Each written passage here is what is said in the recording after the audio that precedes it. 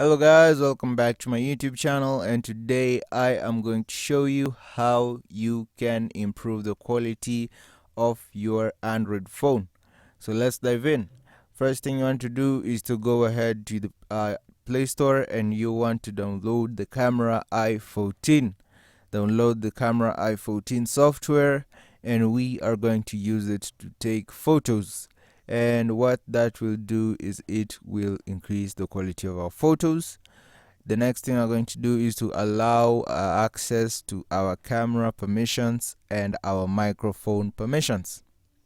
So go ahead and allow permissions, and you can take photos after you have installed this device.